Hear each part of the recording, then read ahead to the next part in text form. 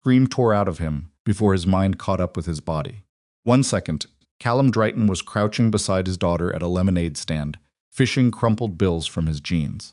The next, his eyes had already registered what no one else in the crowded waterfront plaza had seen: a delivery van accelerating where no vehicle should be moving, 2 motorcycles fanning out behind it like wolves flanking prey, and a man near the festival stage reaching beneath his jacket with the practiced calm of someone who had rehearsed this moment 100 times. 7 years of civilian life dissolved in a single heartbeat. Get down. Before we go any further, if stories like this one hit you somewhere real, somewhere you weren't expecting, please take a second right now and subscribe to this channel. Hit that like button and drop a comment below telling me what city and country you're watching from. I want to know how far this story travels, because the people who find these videos usually need them, and I don't want you to miss what's coming next now.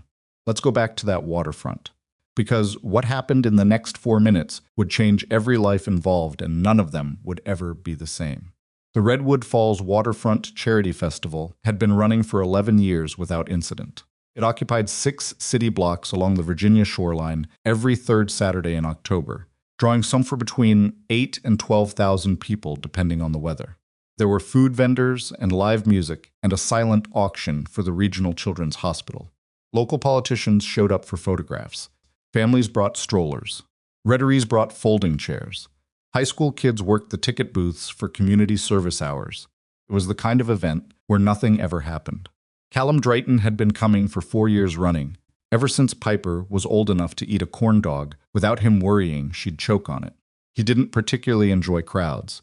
He had never particularly enjoyed crowds, even before the Navy, even before the years that had rearranged the wiring behind his eyes. But Piper loved the festival, loved the face painting and the balloon animals and the particular chaos of a place where everyone around her was happy. And so Callum came, and he paid for the corn dogs, and he stood slightly apart from whatever cluster of parents gathered nearby. And he watched. He was always watching. That part had never switched off. He was 37 years old and looked maybe 42 on the days his sleep was bad, which was most days. He had a mechanic's hands permanently stained at the knuckle lines with grease that soap couldn't fully reach anymore, and a mechanic's posture, the slight forward curve of someone who spent hours bent over engines. His dark hair was overdue for a cut. He was wearing a flannel shirt, with a small paint smear on the left cuff from a project he'd been doing in Piper's room 2 weekends ago, a mural of a forest she'd designed herself with crayons and then handed to him like a blueprint. Still hadn't finished it. From the outside, he looked exactly like what he was, a single father doing his best at a Saturday event he hadn't really wanted to attend. Piper was 8, and she had her mother's eyes, that particular shade of brown that caught afternoon light and went amber, and her own particular way of talking to strangers, which was directly and without any apparent awareness that this might be unusual. She had already made 3 friends in the 2 hours they'd been there. Callum didn't know any of their names. Dad. She was tugging his sleeve. They have the funnel cake again. The one with the powdered sugar. You just had a corn dog. That was like an hour ago. That was 20 minutes ago. She considered this. I'm a growing person. Callum looked down at her, and something moved across his face that wasn't quite a smile, but was adjacent to it.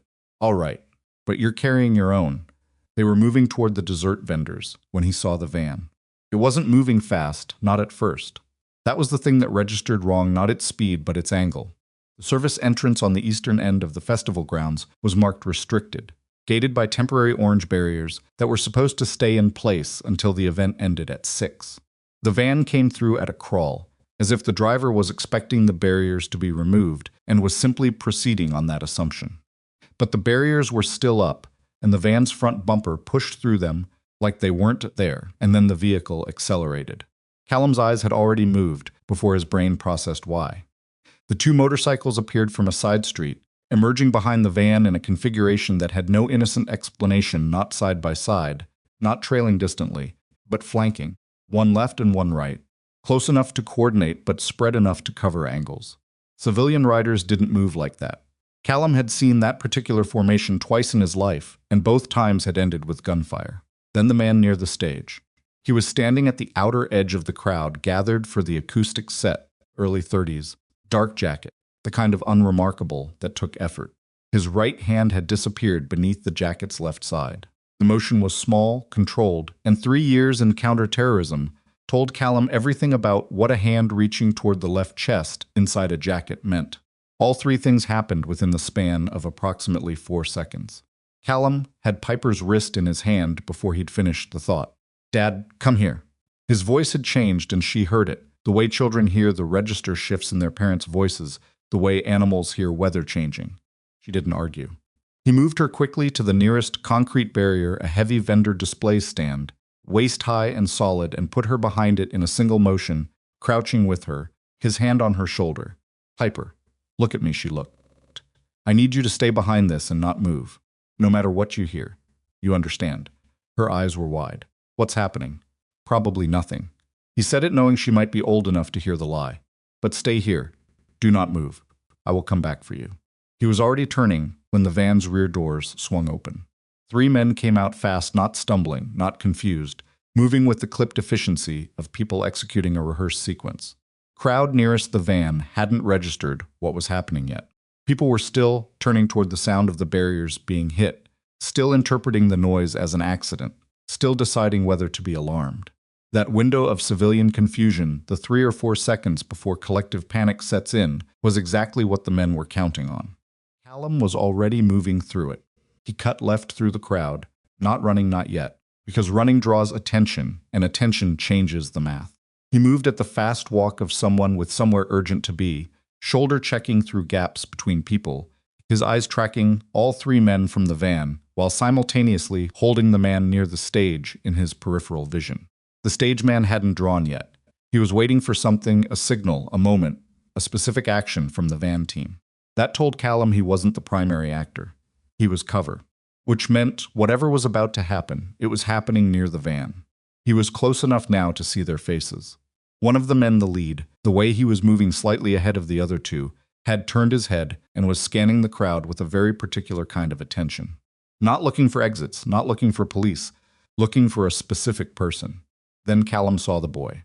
He was maybe 9 years old, standing near one of the face-painting tents, with a half-finished tiger stripe across his left cheek, holding a paper cup of lemonade that was now tipping in his hand because he'd stopped paying attention to it. He was watching the stage, probably watching the musician, probably thinking about absolutely nothing more complicated than whether the song was good. He had dark curly hair and wore a blue jacket with a logo on the chest that Callum didn't recognize. The lead man from the van was walking directly toward him. Callum changed course. He didn't think about it as a decision. It registered more as geometry. He was at this point. The man was at that point, the boy was at that point, and the lines needed to intersect in a particular order, or the outcome was going to be very bad. He was running now, because there wasn't time left for anything else, and the crowd was beginning to scatter as the panic finally ignited somewhere behind him, screaming, the sound of something falling, a woman's voice hitting a note that cut right through the festival noise. He hit the first man from the side. It wasn't clean. These things never are, despite what people imagine. The man was bigger than Callum had gauged from distance, and he'd half turned toward the noise of the crowd scattering, so the impact was off angle. They both went into the edge of the tent, the frame collapsing, the face painter diving away. Callum took an elbow across the jaw that lit up the side of his face, and he lost half a second to the impact, which was half a second he didn't have. He got the man down anyway. He used a joint lock that he hadn't used since a training exercise in Coronado, and that his right shoulder reminded him immediately. He was 37 years old, and not 24, a sharp burning complaint from somewhere in the rotator cuff that he filed away and ignored. The man hit the ground, and Callum was already moving, grabbing the boy by the arm. "Come with me now." The boy stared at him, still holding the lemonade. "What?" I said now. He pulled him close, got between him and the direction of the 2 remaining men, and started moving. "What's your name?" "Jonah." "Okay, Jonah. You're going to stay right next to me, and you're going to move when I move. Can you do that?" The boy looked up at him with an expression that Callum recognized distantly, as the look of a child who has been taught to be skeptical of strangers, doing rapid internal calculations about whether this particular stranger was safe or dangerous. Under the circumstances, it was a completely reasonable thing to be calculating. "There are 2 men coming," Callum said, "and I'm faster than them. Trust me or don't, but decide now." Jonah dropped the lemonade cup. They moved. The second man intercepted them 30 feet from the tent, coming around the side of a food vendor's cart with something in his hand, a taser, not a firearm, which confirmed what Callum had already suspected. They wanted the boy alive and uninjured, which meant they weren't going to shoot into a crowd. That constraint worked in his favor. He used the cart itself as a barrier, put it between them, and when the man came around the left side, Callum went right and moved Jonah behind him. What followed was ugly and brief and involved Callum taking a hit across the ribs from the man's forearm that would leave a bruise the size of a dinner plate by morning, and the man taking rather worse in return.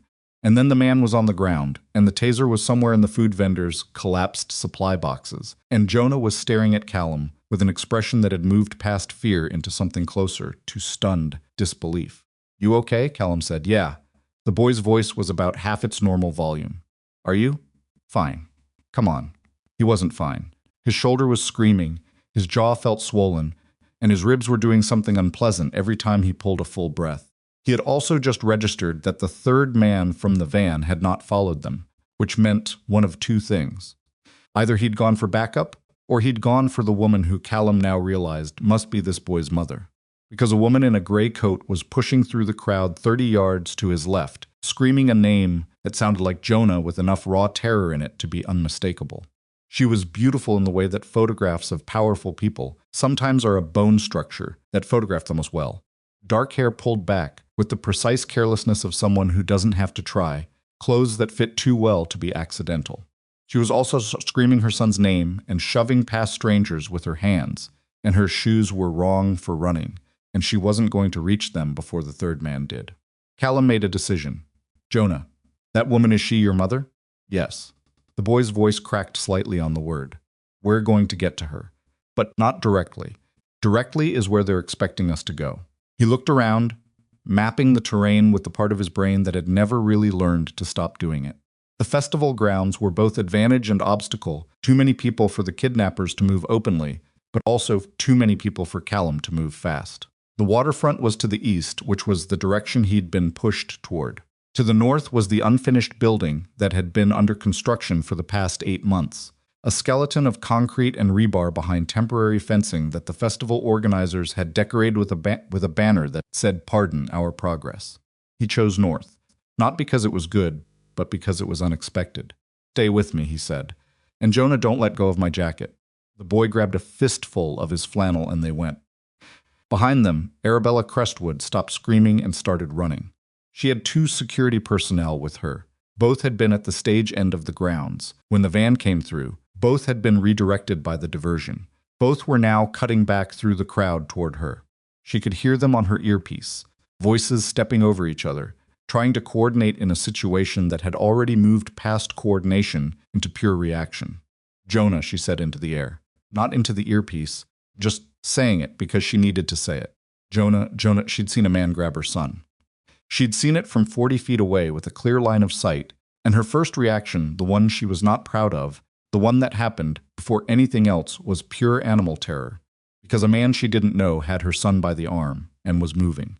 Then her brain had caught up with her eyes, and she'd registered that the man had just knocked 2 other men to the ground, and that her son was holding the stranger's jacket and moving voluntarily, not being dragged, and the recalculation happened in an instant. Threat. Not a threat. Different threat.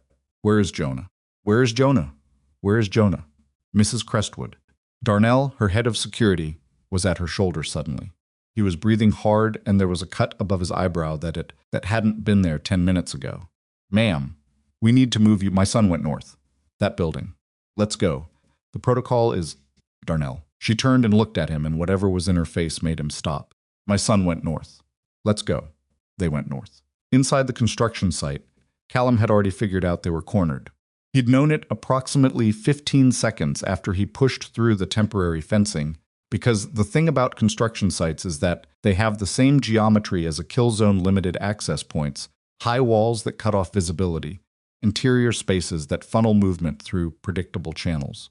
He'd chosen it because it was unexpected. He hadn't fully accounted for the fact that unexpected could also mean trapped. There were now 4 men that he could identify, which meant there had been more in the original crew than he'd registered, which meant this operation had more resources behind it than a simple, opportunistic grab. They'd spread out across the site's entrance points with a discipline that confirmed military or paramilitary training. These weren't hired muscle. These were professionals.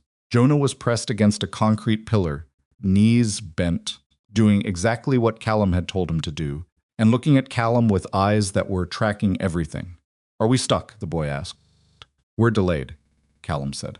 He was scanning the upper level, a partially floored second story accessible by a temporary construction staircase along the south wall. "There's a difference." "Okay." A pause. "What's the difference?" "Stuck is permanent. Delayed isn't." He looked down at the boy. "How old are you?" 9. "You ever been in a situation that felt impossible and then it wasn't?" Jonah thought about this seriously, the way kids do when they take a question as genuine rather than rhetorical. "Once. In a swim test. I thought I couldn't make it to the other end, and then I just did." Same principle. Callum looked back at the entrance points. "What do you know about your mom's security?" The boy blinked. "Why?"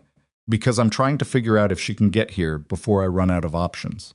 He said it plainly, without any attempt to soften it, because kids who are sharp respond better to plain truth than to managed reassurance, and this kid was clearly sharp. "How many people does she usually have?" Jonah counted on his fingers, actually moving his lips slightly. "Usually 4. But today 2 of them went to get food and then everything happened. So 2 on site, 2 down." "Yeah." "All right." Callum was still moving while he talked, keeping them along the wall, putting the pillar behind them. "All right. That's workable." There was a sound from the southeast entry, a shoe on loose gravel, and Callum pulled Jonah down, and they were moving again before the echo finished.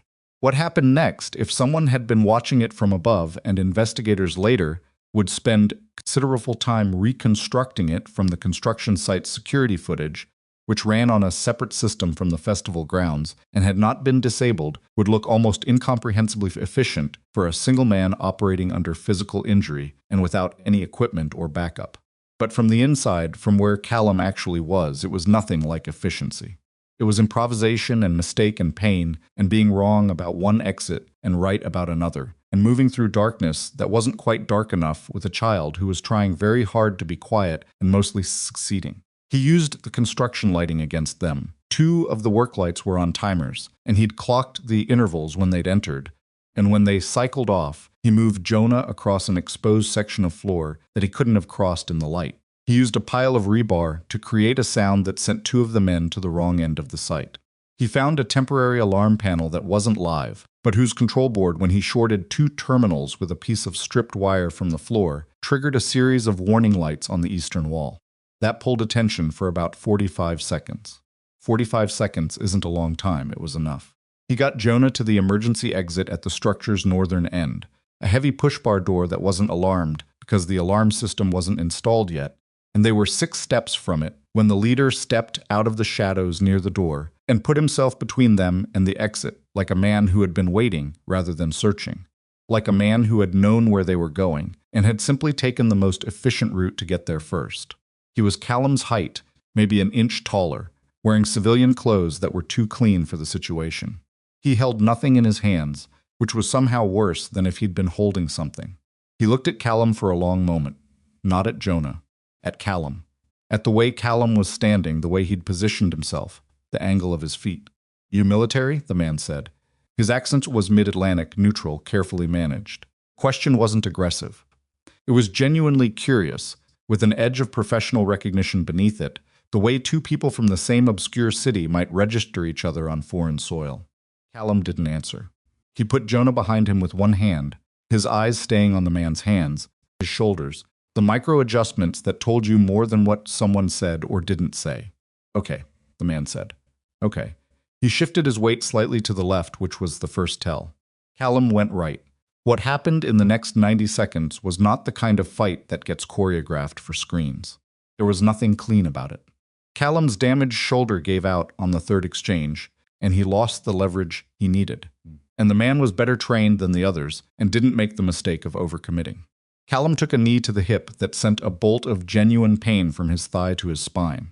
He managed to use the man's own momentum against him once, getting his arm behind him at an angle that should have ended it, but the man twisted in a way that suggested he'd been trained specifically for that counter, and they separated and squared off again in the darkness, with Jonah pressed against the wall behind Callum, saying nothing, just breathing. Callum's ribs were bad. He could feel something grinding when he breathed too deep, and he made a decision to not breathe too deep. The man came again. This time Callum let him, stepped aside, and used the door. The push bar hit the man's outstretched arm at approximately the same moment that the door swung open from the outside, pushed by a police officer who was not expecting anyone to be pressed against the far side of it.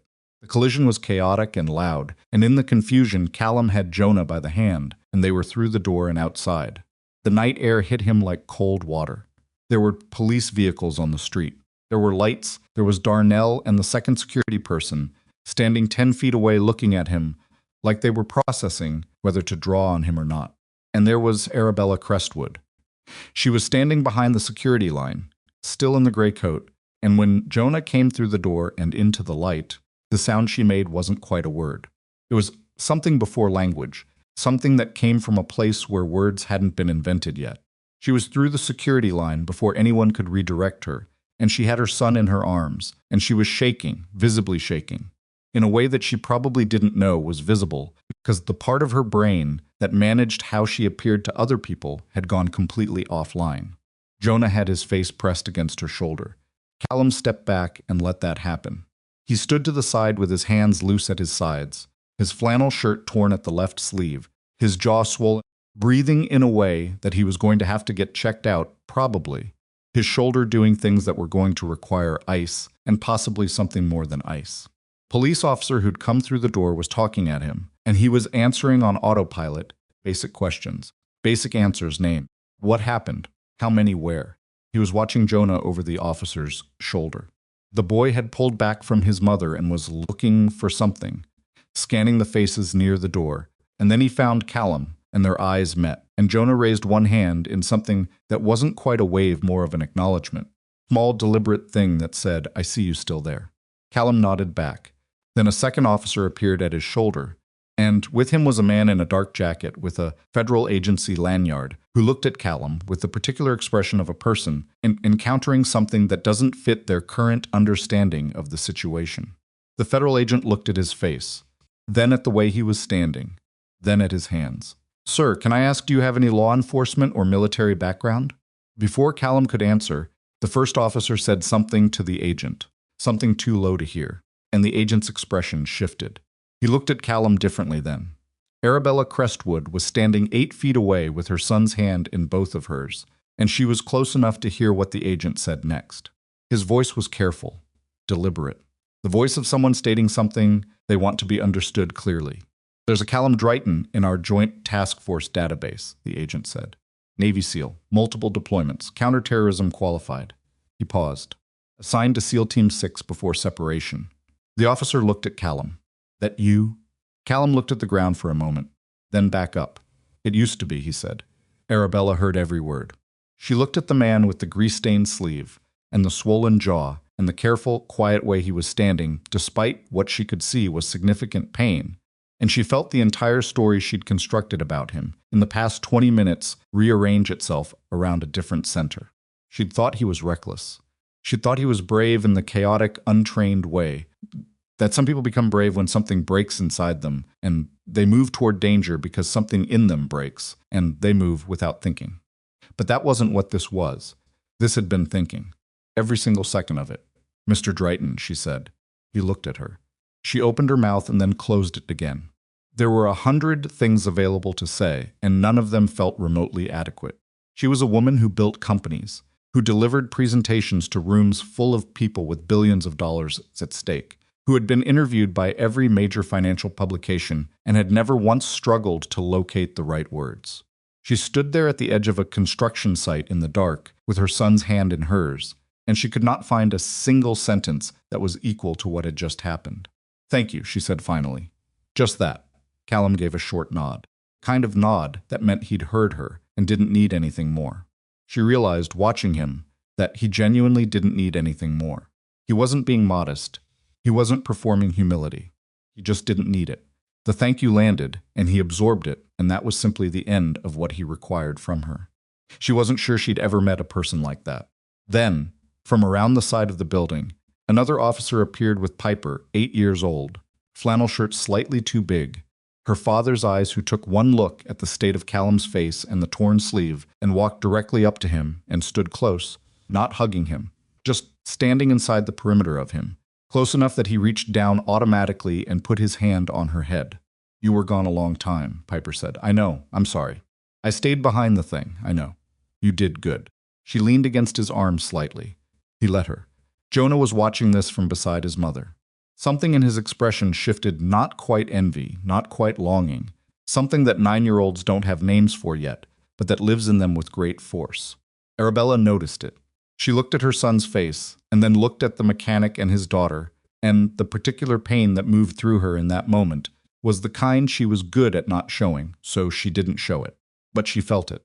The federal agent was still talking to Callum, taking notes on a small pad, and Callum was answering steadily, giving details in the precise sequential way of someone trained to observe and report.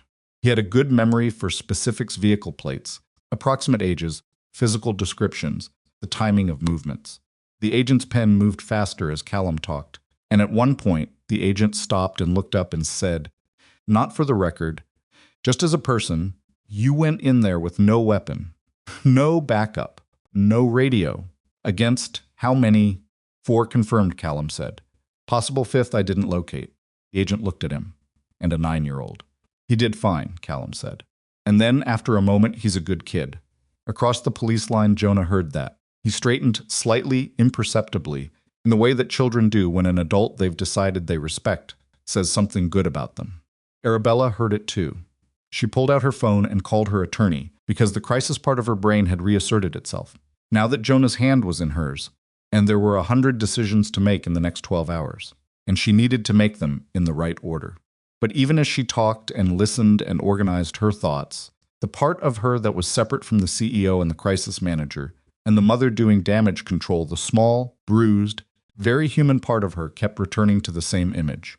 A man with grease-stained hands and a torn flannel sleeve, standing slightly apart from the group, answering questions about a thing he'd done that most people couldn't have done, in a voice that contained no pride in it whatsoever. She didn't understand it. She was going to find that she kept thinking about it long after the night was over. 2 blocks away, the leader of the operation, the man who'd been waiting at the exit door, now in the back of a federal vehicle with his wrists cuffed, was being processed. He hadn't said anything since his arrest. Not a name, not a question, not a complaint. But when the federal agent leaned into the vehicle to show him a photograph standard procedure, standard lineup, the man looked at Callum Dreyton's face on the screen and said 2 words before going silent again. The agent relayed those 2 words to his supervisor. His supervisor relayed them up the chain, and the investigation that began that night, the one that would take 3 weeks and involve federal financial forensics and corporate records and shell company analysis, started not with the attackers they'd arrested or the van they'd seized or the weapons they'd recovered. Started with a question. Who inside Arabella Crestwood's corporation had given these men Jonah's exact schedule, his security rotation, his position on the festival grounds at 2:14 in the afternoon on a Saturday in October? Someone had. And whoever that person was, they had been sitting in a corner office with Arabella's trust for long enough to know exactly where to look and what to steal and how to hide the evidence behind enough layers of bureaucracy that finding it was going to require someone who was very good at following threads through smoke. As it happened, they already had someone like that. He just didn't know it yet. The 2 words the leader had said before going silent were "Check Dreyton." The agent who'd been assigned to debrief Callum that night didn't share this with him. Standard procedure: you don't tell a civilian witness that a suspect has flagged them by name until you understand why. But the information moved up the chain quickly, and by the time Callum got home at 11:30, with Piper asleep against his shoulder and his ribs taped by a paramedic who'd told him firmly that he needed a hospital and whom he'd thanked and ignored, there were 2 people in a federal building in Richmond running his name through every database they had access to. They didn't find anything that worried them. They found 7 years of nothing a lease in Redwood Falls, tax returns from the motorcycle repair shop, a school enrollment record for Piper, a single speeding ticket from 4 years ago on Route 17. Before that, a service record that was partially classified and partially not, and what was visible was the kind of thing that made both agents sit back from their screens for a moment and recalibrate. One of them says he went after 4 armed professionals with a 9-year-old attached to him. The other one said, yeah. Neither of them said anything else for a while. Callum didn't sleep that night. This wasn't unusual. He hadn't reliably slept through a night in about 6 years. But the particular quality of his wakefulness was different this time. He sat in the kitchen after he'd put Piper to bed and checked on her twice and found her deeply, innocently unconscious in the way that children can be even after frightening days. And he sat with a bag of frozen peas against his ribs and another against his jaw, and he looked at the table and thought about the boy's face inside the construction site. The way Jonah had said okay and meant it. The way he'd done exactly what Callum told him to do and hadn't panicked. Not really. Not past the initial shock, just steadied himself and moved. That kind of composure in a 9-year-old came from somewhere. Either you had it or you'd been taught it, and teaching it required a parent who understood why it mattered. He thought about Arabella Crestwood's face when she came through the police line. He'd seen a lot of things in his years of operating, a lot of things that people wouldn't expect a person to be able to metabolize and still function. And he had a clinical ability to categorize emotional states, because survival sometimes depended on reading people fast and correctly. He'd read her as terrified, that was obvious. That was the whole surface, but beneath it, what had struck him was how quickly she'd reorganized. Most people, once they had what they'd been terrified of losing safely back in their arms, went soft with relief. They sat down, they cried. They needed to be managed. Arabella had held her son for 20 seconds and then started making phone calls. Not because she was cold, because she was the kind of person who understood that the crisis wasn't over just because the immediate threat was contained. He recognized that particular wiring. He didn't know what to do with the recognition. Pulled the frozen peas off his ribs and looked at the ceiling and thought about Piper's face. When the Alpha had brought her to him, that particular expression she had, when she was trying not to show how scared she'd been, which mostly manifested as her face going very still, and her walking directly to him without running, as though running would have admitted something. She was 8 years old and already managing her own vulnerability. He didn't know if that was good or bad. He suspected it was both. He went to check on her a third time. She was fine. He went back to the kitchen. He thought about Jonah, saying, I stayed behind the thing. Around 2 in the morning, he took 2 ibuprofen, moved the frozen peas to his shoulder, and sat there until his body got tired enough that his brain had no choice but to follow. The federal investigation moved faster than Callum expected, partly because the men they'd arrested were professionals who'd been fingerprinted in other contexts, and cross-referencing their identities opened up financial threads quickly. By the following Thursday, a federal agent named Solis was sitting across from Callum in his shop. Callum had declined the invitation to come to their office, not out of hostility, but because he had 2 bikes that needed to be out by end of week and laying out what they'd found. The operation had 8 people total, Solis said. He was mid-40s, compact, with the patient manner of someone who spent most of his professional life explaining complex things to people who didn't have the full picture. 5 of them are in custody. 2 were still running down. The 8th, the leader you encountered at the exit, is cooperating in exchange for consideration. Callum looked up from the carburetor he'd been cleaning. Cooperating how much? Enough to confirm that the target was the Crestwood boy. Enough to confirm that the operation was funded through multiple shell contractors. Not enough yet to confirm who originated the contract. Solis paused. He mentioned you by name. I know. Solis tilted his head slightly. You know. Your people aren't hard to read. Someone looked at me differently the night it happened. Callum set the carburetor down. I'm not a suspect. If I was, you'd have come to me differently. So he flagged me and you checked me out, and I'm clean, which means now you're here because you want something. Solis was quiet for a moment. You remember details from the scene. I remember everything from the scene. Everything. It's not a skill, it's a leftover. He picked up a rag and cleaned his hands. Didn't help much. What do you need? What Solis needed was a walkthrough not physical, but verbal. A sequential account of every detail. Callum had registered from the moment the van came through the barriers to the moment he came through the exit door. Not what he'd thought was important at the time. Everything. Because trained observers processed and discarded information in real time based on relevance, and sometimes what got discarded was exactly what investigators needed. Callum talked for 2 hours. He described vehicle markings and the precise configuration of equipment the men had carried, and the weight distribution that told him who was load-bearing and who wasn't. He described the timing intervals of the work lights and the specific way the leader had shifted his weight before engaging, which told Solis's team something about his training background that cross-referenced with a name in a database. He described a logo on one man's boot that he'd registered and dismissed during the event, and that turned out to be the emblem of a private security contractor with a registration in the Cayman Islands. When he was done, Solis looked at his notes. "You could have led with the boot," he said. "I didn't know it mattered until you told me the funding came through shell contractors." "Fair." Solis put the notebook away. "Mr. Dreyton." "The internal leak? Someone in her company," Callum said. "Yes, you have a suspect." Solis looked at him. "We have a direction. But you can't get there with what you have. We're working on it." Callum looked at the bike he'd been working on, a 1,974 Triumph Bonneville that a man in Charlottesville was paying him more than it was worth to restore, and thought about the Jonah's composure in the dark of that building, and about the way the leader had simply waited at the exit door, like a man who knew exactly where they were going. That kind of precision didn't come from vague intelligence. Came from someone who had access to specific, current, accurate information. Someone who knew the boy's position at 2:14 on a Saturday. Someone who knew the security rotation. "The schedule," Callum said. Solis looked at him.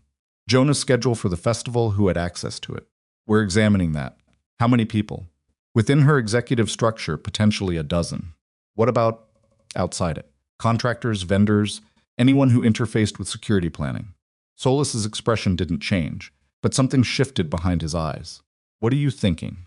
"I'm thinking the schedule wasn't just accessed.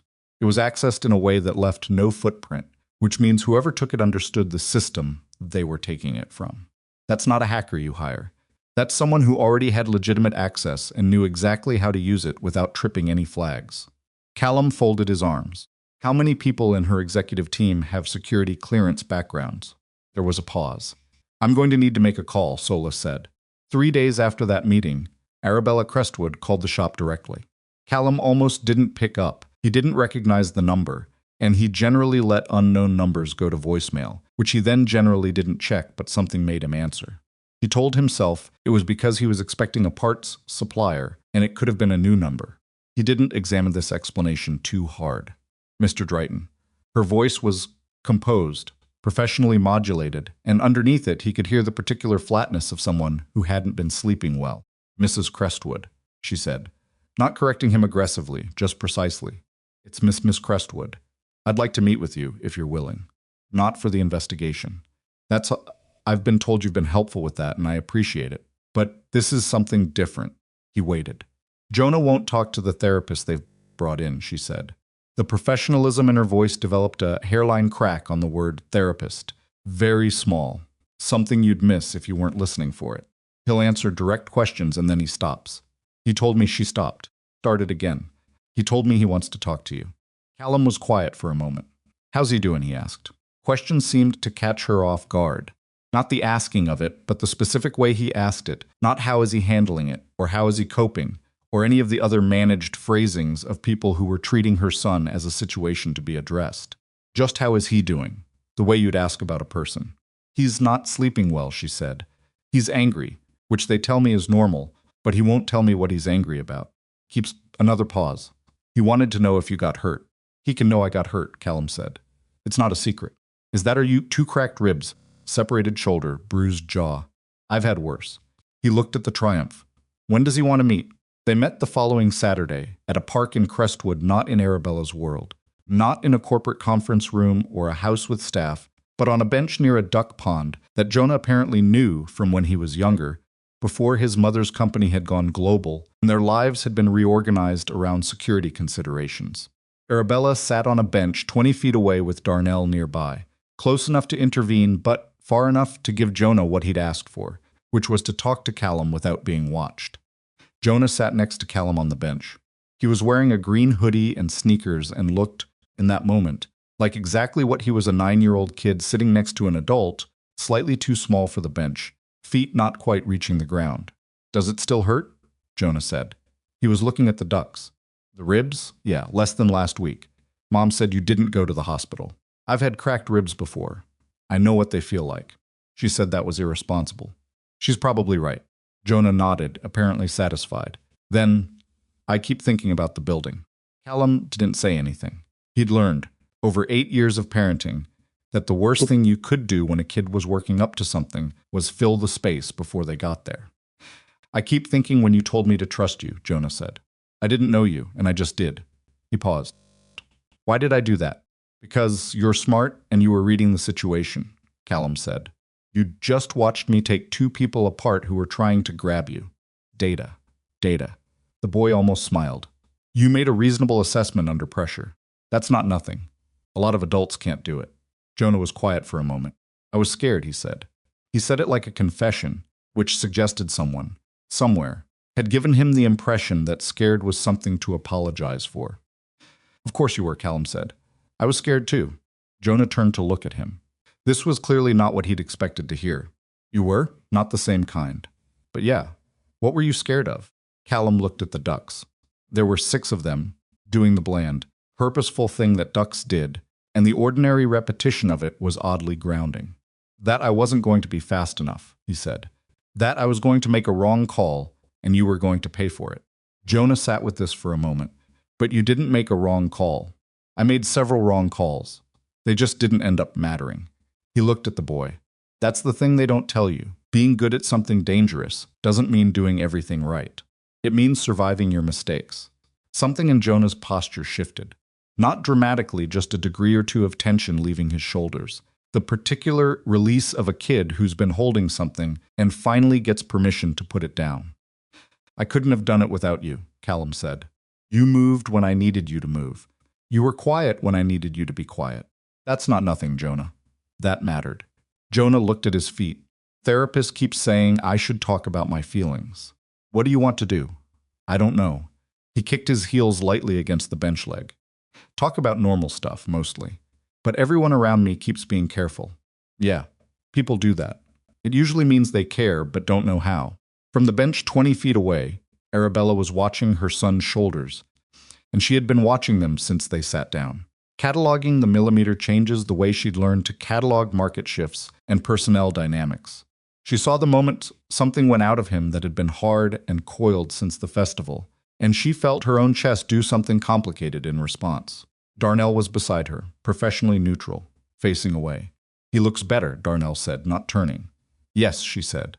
She watched Callum say something, and Jonah nod, and then they were both looking at the ducks, and the ease of it, the plain, unremarkable ease was one of the more disorienting things she'd seen in recent memory, because ease was not something she associated with this particular stretch of time or these particular people.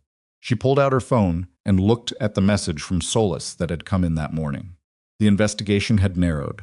Financial forensics had traced a series of payments through 3 shell companies to an account connected to a name she recognized. The name was Everett Sloan, who had been her executive vice president for 9 years, who had been in her office 2 days before the festival to discuss quarterly projections, who had sat across from her at her own table to talk about market expansion, and eaten the lunch her assistant had ordered and said, "Have a good weekend, Arabella," when he left. Solace had asked her not to confront him, not to alter her behavior toward him, not to do anything that might signal the investigation's direction. She had said, of course, and had meant it, and had also spent the past 3 days not trusting herself in rooms with Everett Sloan, because she knew now that the schedule had come from him. She knew that the security credentials that had been duplicated, creating the blind spots that allowed the operation to proceed, had been altered through a system that only 3 people had administrative access to, and Everett was one of them. She knew that the shell contractor that appeared in the funding trail had a registration date 6 weeks after Everett had come to her, asking about a financial restructuring that she'd declined. She knew all of this, and she had to sit across from him in a board meeting in 4 days and pretend she didn't. She looked up from her phone. On the bench, Jonah had apparently said something that made Callum produce an expression that wasn't quite a laugh, but was adjacent to one it contained, reluctant thing, like amusement that had escaped before he could stop it. Jonah was grinning. She had not seen her son grin in 10 days. She told herself to breathe and did. The board meeting was on a Wednesday.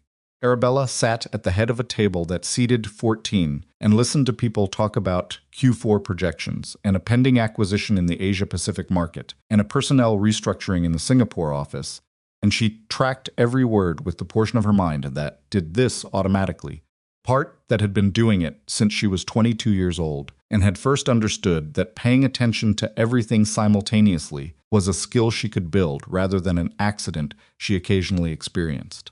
The other portion of her mind was watching Everett Sloan. He was on her left, 3 seats down, in a suit that cost more than most people's monthly rent, with his silver hair and his practiced attentiveness and the slight nod he gave when someone said something he wanted to appear to agree with. She had worked with him for 9 years. She had trusted him with things that required trust strategy, personnel decisions, the specific financial architecture of several acquisitions. She had asked his opinion on her son's school options when she was deciding between 2 programs. She looked at him and felt something that she didn't have an easy name for. Not rage, exactly. Something colder. Something that had to do with a particular violation of discovering that a person you had made real by trusting them had used that reality to plan something against a child. She looked away before he could sense her looking. After the meeting, Solis called. "We have enough," he said. "We're moving tomorrow." She was standing in the hallway outside the boardroom, and her voice when she answered was completely level. "All of them? Sloan and 4 others. 2 of the others are outside your organization contractors he was using. The remaining 2 are internal. I'll have names for you tonight, so you can arrange coverage for their functions before the arrests." She thought about saying thank you and couldn't quite locate the sincerity for it. "What do I do tomorrow?" "Come in to work normally. We'll execute in the morning. You don't need to be there for it." She nodded even though he couldn't see her. Solis. The evidence, all of it goes through proper channels.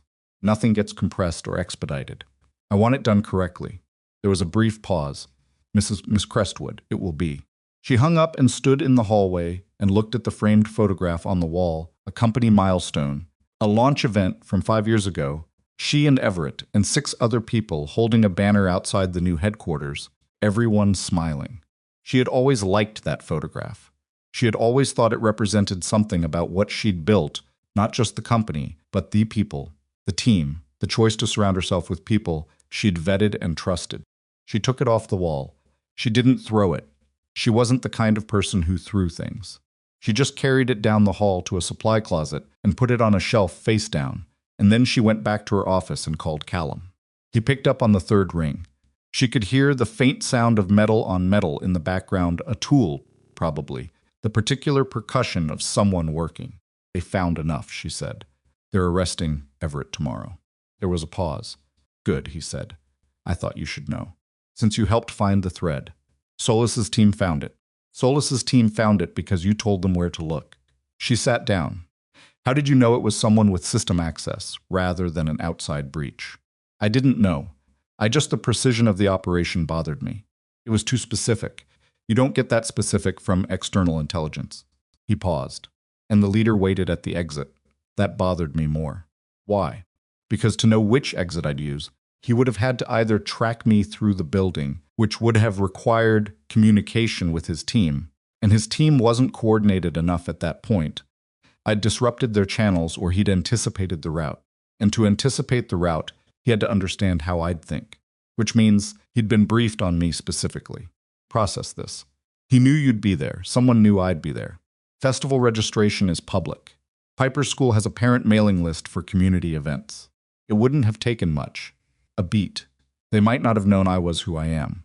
But someone looked at the guest list and flagged anyone with military or law enforcement background. Standard risk assessment. So you were a variable they'd planned for.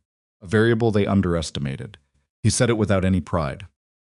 Just as information, she was quiet for a moment. Then she said, "Jonah slept last night. Properly. He told me he had a good dream." Another pause, shorter. He wouldn't tell me what it was, but he seemed lighter. "This morning at breakfast, he told me a terrible joke." "What kind of joke?" "The kind that makes no sense unless you're 9. Something about a duck."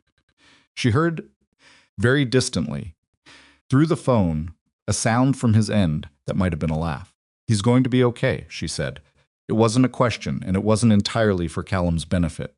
She was saying it out loud because hearing it in her own voice made it more solid than thinking it. "Yeah," Callum said. "He is." She wanted to ask him something else, something she'd been turning over for days, but the words for it were awkward, and she wasn't sure it was appropriate, and she was, above all things, a person who understood when the timing for something was wrong. So she let the moment close and thanked him again, and they said goodbye, and she sat in her office and looked at her hands. She had built a company that touched the lives of people in 37 countries. She had made decisions that moved hundreds of millions of dollars. She had been interviewed by people who studied power for a living and had been told more than once that she was formidable. She was also a woman sitting alone in a large office, feeling something she couldn't quite name for a mechanic in Redwood Falls, Virginia, who'd hung up the phone and gone back to work. The next morning, Everett Sloan was arrested in the lobby of Crestwood Medtech's headquarters by 4 federal agents, while his assistant watched from the elevator and the receptionist pretended to be looking at her screen. 2 of his associates were arrested simultaneously at their offices across town. The other 2 were picked up at their homes. Everett said nothing during the arrest. He didn't protest or deny or ask for clarification. He simply stood very still while they put the cuffs on and looked at the lobby's marble floor and said, in a voice that was much smaller than his usual voice, "I need to call my attorney." Arabella wasn't there. She was in her car, driving Jonah to school because she had decided 3 days ago that she was going to start doing that more, driving him herself. Being in the car for the 20 minutes of conversation that happened when there was nothing else to look at and nowhere else to be. Jonah had his backpack on his lap and was telling her something about a geography project he was supposed to present next week, and she was listening, genuinely listening, in the particular focused way she'd been trying to practice more consistently since the festival. Her phone buzzed. The text from Solis said, "Done." She put the phone face down on the seat and kept driving. "Mom," Jonah said. "Yes? Do you think Callum's daughter, Piper, do you think she'd want to hang out sometime? Like outside of all the everything?" She glanced at him. He was looking out the window, doing the deliberate, not-looking thing that people did when the answer to a question mattered more than they wanted to show. "Think that's possible," she said. "Do you want me to ask?" "Maybe. A beat. You'd have to call him, though." "I had noticed that, yes." Jonah turned his face more firmly toward the window, but she could see the edge of his expression, and it contained a small, private something that she recognized as hope in the uncomplicated, forthright form that 9-year-olds still had access to. She drove him to school and watched him get out and do the small wave thing at the door that he'd been doing since first grade, and then she sat in the car for a moment before she pulled back into traffic. She thought about calling Callum about the play date and about how that was a normal and reasonable and completely unremarkable thing to do, and about how it was also something she was going to think about for approximately the next 3 days before she actually did it. Then she pulled into traffic and went to her office, because Everett Sloan's arrest had left 11 open functions in her executive structure, and she had people waiting, and the company didn't stop because one person's betrayal had just finished unraveling in a lobby downtown. She had built it. She would hold it. But she thought about that phone call the rest of the day. She made the call on a Thursday evening, standing in her kitchen while her assistant's summary of the day's restructuring decisions sat unread on the counter beside her coffee cup. It rang 4 times, and she had already composed, in her head, what she was going to say to his voicemail when he picked up. "Dreyton, it's Arabella Crestwood." She paused, then felt slightly absurd for the pause. Jonah asked about Piper, whether they could spend time together sometime. Outside of everything. There was a brief silence on his end that she couldn't read. "Piper's been asking the same thing," he said. "Then perhaps we should stop making it complicated." "Yeah." Another pause. "There's a place on the edge of town, Hardworking Park. Has a decent open field and a creek that Piper's apparently incapable of walking past without getting her shoes wet. Saturday morning, if that works." It was possibly the least formal invitation she had received in the past decade. "Saturday works," she said. 9 o'clock. Bring old shoes for Jonah." He hung up. She looked at her phone for a moment, and then at the unread summary on the counter, and then she picked up her coffee and finally read it. But her mind kept drifting back to the conversation, such as it was, and specifically to the complete absence of ceremony in it, the way he'd suggested a time and a place as naturally as if they were neighbors, arranging a pickup, which was she recognized exactly what they were not. And somehow that simplicity was the most disorienting thing about him. Saturday at Hardworking Park was gray and cool, the kind of October morning that couldn't was finished with autumn or beginning something harsher. And Arabella arrived in her car alone. She'd told Darnell to take the weekend. an instruction he'd accepted with visible reluctance, and a long look that communicated an entire unspoken conversation about security protocols. She'd told him Jonah would be fine. She'd told herself the same thing with slightly less certainty. Callum was already there when they pulled into the lot. He was sitting on the hood of his truck, an old Ford that had lived a full and unsheltered life with a thermos in his hands, and Piper was approximately 30 yards away, attempting to throw a stick into the creek from a distance that was slightly too far for the size of the stick. She was doing it methodically, adjusting her angle each time with the focused seriousness of an 8-year-old who had decided this problem was solvable. Jonah got out of the car and stood next to Arabella for a moment, doing the unconscious social calculation of a child who wants to go somewhere but isn't sure if he needs permission. "Go ahead," she said. He was gone before she finished the sentence. Callum watched him cover the distance to the creek at a speed that suggested weeks of cooped-up energy, looking for a legitimate outlet, and something shifted in his expression, not amusement exactly, more like recognition. He slid off the hood as Arabella approached, and she noticed he was moving better than the last time she'd seen him, though there was still a slight favor on the right side when he turned. "Shoulder or ribs?" she asked. He looked at her, a little surprised by the directness. "Shoulder. Ribs are mostly done." He looked back toward the creek where Piper had apparently deputized Jonah into the stick-throwing project. "Good morning." "Good morning." She stopped a few feet from him. "I brought coffee. It's probably better than whatever's in that thermos." He looked at the thermos. "It's gas station coffee." "Then it's definitely better." She produced a travel cup from her bag and held it out. He took it after a moment's hesitation, and she appreciated that he didn't make it strange, didn't refuse out of some pride instinct, didn't over-thank her. Just took it. They stood there for a while watching the kids. Piper had given Jonah a stick of his own and was demonstrating the angle she'd settled on, narrating her methodology in the earnest, detailed way that Callum recognized as the voice she used when she'd decided something was worth explaining. Jonah was listening seriously, which was the correct response and which Piper clearly approved of. "She's going to have strong opinions about everything," Arabella said. "She already does." He drank the coffee. It was, objectively, much better than the gas station. Jonah's the same way. He just keeps it closer. He gets that from me, probably. She said it without pride, almost as an observation about a thing she'd noticed at a distance. "I was told as a child that girls who talk too much..." She stopped. "Anyway, he learned early that thinking before speaking is useful." "It is," Callum said. "Also costs you sometimes." She looked at him. "What does it cost you?" He considered the question longer than most people would have. The moment when saying the thing would have mattered. "You think too long." And the moment closes, he looked at the creek. "Piper says everything immediately. Terrifies me, and I'm glad she does it." Arabella watched her son correct his stick-throwing angle based on Piper's instructions and succeed, the stick arcing out and hitting the water in the spot they'd apparently designated as the target, and Piper's reaction was a single fist pump that she immediately tried to make look casual and failed entirely. "He's going to be all right," Arabella said, and this time she wasn't saying it to make it solid. She was saying it because she believed it. "Yeah," Callum said. "He is." They didn't talk for a while after that, which was unusual in Arabella's experienced silence, with people she didn't know well, usually required management, required the insertion of topics and questions to prevent the social atmosphere from souring. This silence didn't require anything. It sat between them like weather, neither comfortable nor uncomfortable, just present, and she found she didn't feel the need to fix it. This, too, was disorienting. The federal case against Everett Sloan moved through its preliminary stages with the methodical pace of complex financial litigation, which meant it moved slowly and generated a considerable amount of paperwork, and required Arabella to spend large portions of her time in meetings with attorneys who spoke in a particular kind of language, designed to make uncertainty sound like competence. She was good at cutting through it. She'd spent her entire career cutting through language designed to obscure. What Solis had told her, directly and clearly, was that the case was strong and was getting stronger.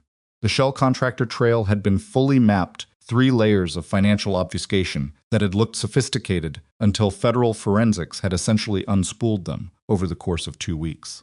The payments went from a holding company registered in the Cayman Islands to a security consulting firm registered in Delaware that existed entirely on paper, to a third entity that paid the personnel involved in the operation directly.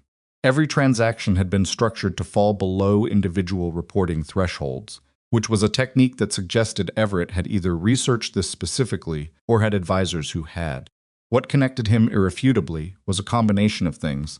The system access log that showed his credentials had been used to query Jonah's security schedule at 11:47 p.m. on the Thursday before the festival, an hour at which Everett had no professional reason to be in that system. A phone contact tracing link between his personal device and a number associated with the Delaware firm, and a financial trail from an account in his wife's maiden name that had received, 18 months prior, payment from an entity connected upstream to the same Cayman holding company. Everett's attorneys had initially presented an alternate reading of every individual piece. The system access was an oversight. He sometimes reviewed security protocols late at night. The phone contact was a wrong number, unrelated. The financial payment was a consulting fee for a legitimate service. The federal prosecutors had let them build that reading and then had introduced the communication records from the arrested leader, who had, in his cooperation agreement, provided a recorded account of his briefings for the operation, one of which had taken place in a parking structure in Arlington, Virginia, where a man matching Everett's description had provided, in person, printed document containing Jonah Crestwood's full festival schedule, with security rotation details annotated in the margin. After that, Everett's attorneys had gone quiet for several days. Arabella was informed of each development by Solis, who had taken on the role of liaison with a professional thoroughness she appreciated. She received the information, processed it, asked the precise questions that needed asking, and thanked him. She did not allow herself to think too extensively about Everett himself, about the 9 years, about the trust, about the lunch, because she had found, through considerable practice, that processing betrayal was best done in bounded increments rather than all at once. You took what you needed to understand to function, and you kept the rest in a container, and you dealt with the container later. The container was getting heavy. She found herself, in the third week after the arrests, driving to Redwood Falls on a Tuesday afternoon, with no prior communication and no clear plan. This was not a thing she normally did. She planned, she calendared, she communicated intentions in advance, because spontaneity at her level of responsibility was usually another word for crisis. But Jonah was at school, and her afternoon had been cleared by a canceled meeting, and she was sitting in her car in the parking structure beneath her building, and she recognized with some distance, not in good shape. Not falling apart, not good shape. She wasn't prone to falling apart, but the contained, managed, functional version of not good shape that looked fine from the outside and felt like standing on a floor you knew was cracking from below. She drove to Redwood Falls. The shop was on Clement Street, between a hardware store and a place that sold custom furniture, and it was smaller than she'd imagined. 2 bays. A reception area with a counter that had a coffee maker on it that had probably been in use since before Piper was born. Walls hung with tools and a few framed photographs that she couldn't see clearly through the bay window. Door was open. She could hear from inside the sound of something mechanical being addressed. She stood on the sidewalk for a moment, feeling acutely aware that she had driven 40 minutes without a plan, and that she was now standing outside a mechanic's shop in a coat that cost more than most of the vehicles currently on the street. She went in. Callum was under a bike, not literally under it, but crouched beside it with the lower half of his attention, and the upper half somewhere in the middle distance, the way people looked when their hands were doing something practiced enough that their mind was partially elsewhere. He heard her come in and looked up, and his expression went through a brief sequence of adjustments that she suspected would have been invisible to anyone not paying close attention. "Miss Crestwood." "I was in the area," she said, which was not true, and which she suspected he knew was not true. "I'm sorry, I should have called." He stood up, wiping his hands on a rag. "You want coffee?" "It's bad coffee, fair warning." "Yes, please." He poured her a cup that was indeed bad coffee and handed it to her, and she drank it without complaint because it was warm, and she needed something to do with her hands. "Everett's attorneys filed a motion this morning," she said. "They're going for a lesser charge arrangement. His legal team is arguing that the operation wasn't intended to harm Jonah, only to detain him temporarily as leverage, and that Everett's involvement was advisory rather than operational." "What does that mean practically?" "It means they're trying to get him to a place where he serves significantly less time than what the full charges would carry." She looked at the coffee. "Solis says the federal prosecutors are unlikely to accept it. But it means there will be a period of negotiation where everything is in motion, and nothing is settled. How's Jonah handling the uncertainty? She looked up. It was the same thing, the specific way he asked questions about Jonah, as though Jonah was the subject and everything else was context. It did something to her equilibrium every time, and she was running out of ways to explain to herself why. He doesn't know the details, she said. I've told him that the person responsible is in custody and that it's being handled by people whose job it is to handle it. He's accepted that. She paused. He asked if Everett was going to prison. I said probably. He said good and then asked what was for dinner. Callum's expression did the adjacent to amusement thing. Sounds about right. He's more resilient than I give him credit for. She set the cup down. That's partly why I'm here. Because I've been thinking about that. About what it takes to raise a child who can be in a terrifying situation and not completely fall apart. And I think I've been managing Jonah instead of knowing him. Does that make sense? He looked at her steadily. Yeah, I built him a safe environment, which is not the same thing as building him. She was talking with more directness than she usually permitted herself, with people she didn't know well, and she knew it, but something about the shop and the bad coffee and the way he listened like he was actually listening and not assembling his response while she was still talking made the precision feel possible. And I don't know how to fix that quickly. I'm not sure it fixes quickly. It doesn't, he said. It's just you just keep doing it. The next right thing. And eventually you turn around and there's a person. He looked at the window. Piper, there are days I genuinely don't know what I'm doing. There are days she's furious at me for something I didn't know I did wrong, and I have to go figure out what it was. And it takes me 2 days, and by the time I understand it, she's moved on to something else entirely. He paused. But I show up. Every day I show up. And I think that's the thing. Not being right. Just being present. The shop was quiet except for the ambient sound of the street and the coffee maker doing something periodic and liquid. Your wife, Arabella said. She stopped. I'm sorry. I shouldn't. It's all right. I don't want to. Her name was Denise, he said. Not easily, but not agonizingly, either the way you talked about something that had been very painful for a long time and had become, through the passage of time and the fact of having to continue living, something you could carry without dropping. She died when Piper was 14 months old. Aneurysm. No warning. He looked at his hands. She was a better parent than me, is what I mean. She was already better at it at 14 months than I am now. I don't think that's true. I don't need it to not be true. I'm just saying it.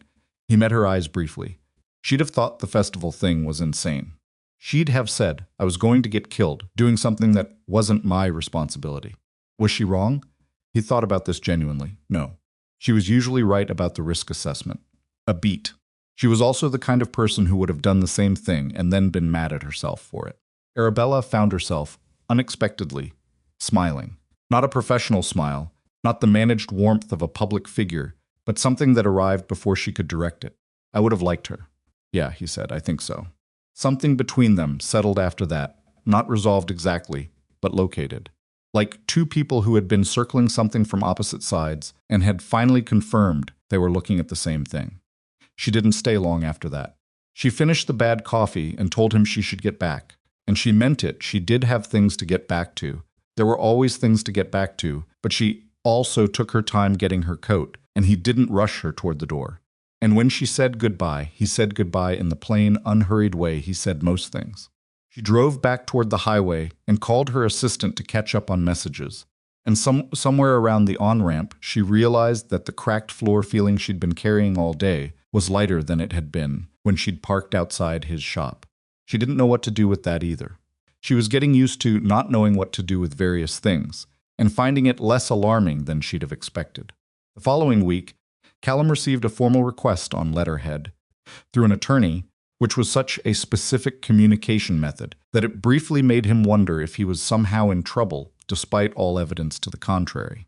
He read it twice at his kitchen table with a cup of coffee, and then called the number at the bottom of the letter, which connected him to a woman named Petra, who was Arabella's chief of staff, and who explained, efficiently and without apparent judgment, that Miss Prestwood was formally requesting Callum's consultation services in the redesign of her personal and family security protocols, given that the previous structure had demonstrated vulnerabilities, and that he would be compensated at a rate that she then named, which caused Callum to look at the number on the letter again to make sure he'd read it correctly.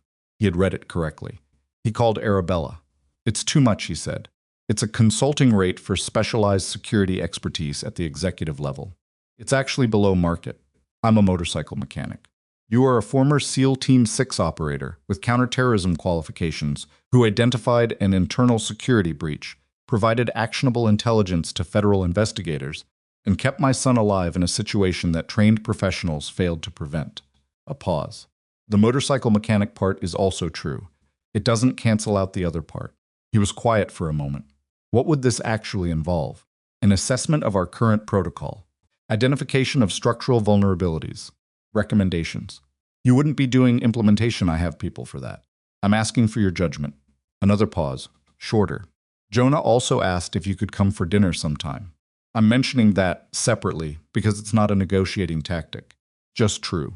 Callum looked at the kitchen wall, where Piper's half-finished forest mural was still half-finished, the crayoned trees waiting for him to translate them into paint. He'd been meaning to finish it for 3 weeks. The dinner's separate, he said. Completely separate. When are you thinking? For the assessment. Whenever you can fit it. We'll work around your schedule. He almost said something about that, about the fact that she was a billionaire with a global company, and he had a 2-bay shop and a backlog of 4 bikes. But he recognized that she meant it, that it wasn't a courtesy phrase, and that pointing out the absurdity would embarrass them both without changing anything. Next Monday, he said. Afternoon. I have a Triumph due out Friday, so the week should be clear. Monday afternoon, she said. I'll have Petra send you the details. Okay, a beat. And tell Jonah he stopped. Yes? Tell him the answer to his question from the park. About why he trusted a stranger. He paused. Tell him it's because he's the kind of person who makes good decisions under pressure. And that's something he should know about himself. There was a silence on the other end that lasted long enough that he wondered if the call had dropped. I'll tell him, she said. Her voice had changed, slightly not cracked, but changed. The way a surface changes when pressure is applied and it holds. Thank you, Callum. It was the first time she'd used his first name. They both noticed it. Monday, he said, and they hung up. He sat at the table for a while after the call. Through the window, he could see the backyard, where Piper's bicycle was leaning against the fence, in the way she always left it at an angle. The kickstand deployed pointlessly because she was going to be right back. She was always going to be right back, even when right back meant dinner and homework and bedtime and morning. The bike just waited. He thought about the letter on the table and the rate that was printed on it, and what he would actually do with money like that, and the answer that came back was not much.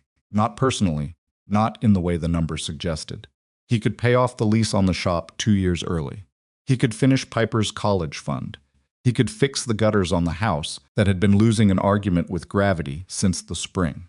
These were good things. He was not someone who dismissed good things because they came from unexpected directions. He also thought about the security assessment itself, about sitting across a table from a team of corporate security professionals and telling them what they'd gotten wrong and why, which was an exercise he had some experience with, in a different context, in a different life, and which he was apparently still capable of doing, because the skill didn't retire just because the person did.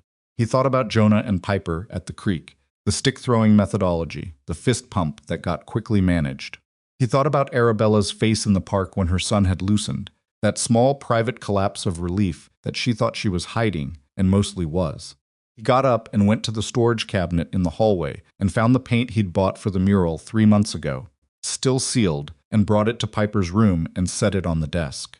He looked at the half-finished forest on the wall. Crayon trees were detailed and ambitious, full of specific decisions about which species went where and how the light came through the canopy, because Piper made specific, considered decisions about things that mattered to her.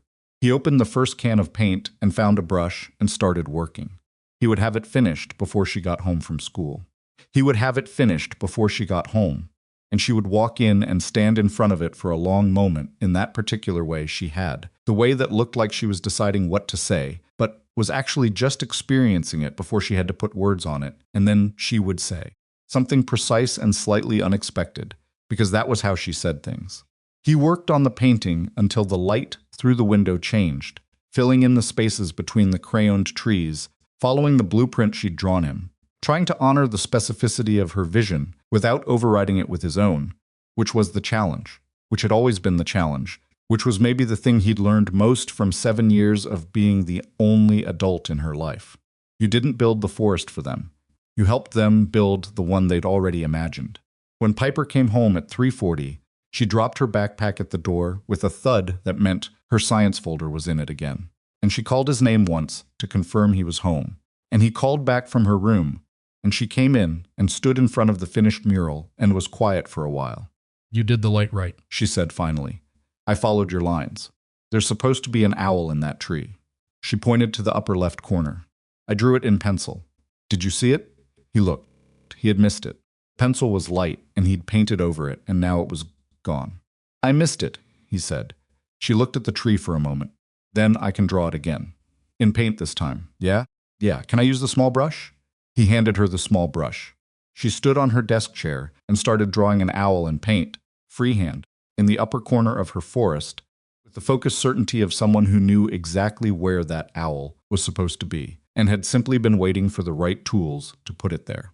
Callum sat on the floor of her room and watched her work, and the Monday meeting and the consulting rate and the Everett Sloan case and all of it stayed on the other side of the door for a while, because this was the thing that had kept him functional through all of it, the small daily things, the owl in the tree, the specific, ordinary, irreplaceable moments that didn't show up in any record of who you were or what you'd done. Piper painted the owl with great precision and got a small amount of gray paint on her left ear and didn't notice. He didn't tell her. He just sat there and let the afternoon be what it was. The Monday meeting happened the way Callum had expected it to, professionally, somewhat uncomfortably, with a room full of people who were trying to figure out how to receive information from a man who had arrived in a flannel shirt and introduced himself without a title. Arabella's had set it up in a conference room on the 14th floor of Crestwood MedTech's headquarters, a glass-walled space that overlooked the city with the particular arrogance of buildings that had been designed to remind you where power lived. There were 6 people at the table, 2 from the Internal Security Division, 1 external consultant who had been brought in after the festival, an attorney, Petra the chief of staff, and Arabella herself, who sat at the end of the table and did not sit at the head of it, which Callum noticed because it was a deliberate choice in a room where every choice was deliberate. He had brought a legal pad and a pen, nothing else. The external consultant, a man named Hargrove 50s, ex-FBI, the kind of professional who wore his credentials lightly because he didn't need to wear them, heavily looked at the legal pad and then at Callum with the careful neutrality of someone reserving judgment. You want to walk us through your concerns, Callum said, or you want me to start? Hargrove looked at Arabella. She nodded at Callum. Start, she said. So he did. He talked for 40 minutes without the legal pad, from memory, beginning with the specific failures he'd identified from the moment the van came through the barriers. He talked about the gap in coverage at the service entrance, which should have been a hard perimeter during an event of that size. He talked about the way the security team had been successfully redirected toward a manufactured diversion, which indicated that whoever had planned the operation had studied the team's response protocols. He talked about the 14-minute window between Jonah's position being fixed and the operation executing, which was the window that a properly structured detail would have collapsed to zero through continuous movement protocols. He talked about communication failure between the 2 separated team members and the way that failure had cascaded. When he was done, the room was quiet. Hargrove was looking at his own notepad.